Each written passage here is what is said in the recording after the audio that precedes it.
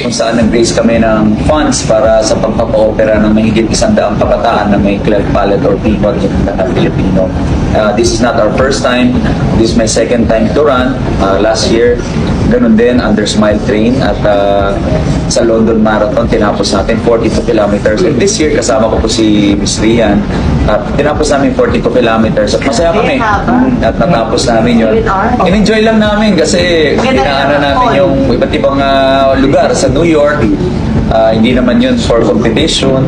Nandun lang kami to finish it and yun nga, to raise the funds for the Smile Train charity. Pero kung hindi kayo nahinapan, kasi kanina kinukwento mo, nung dumating kayo doon, nag-hit sa'yo talaga yung jet lag, di ba?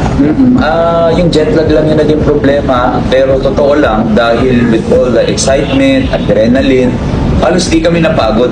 Ang nangyari lang, mga bandang 30 kilometer, parang bumibigay lang yung tuhod na sumasakit.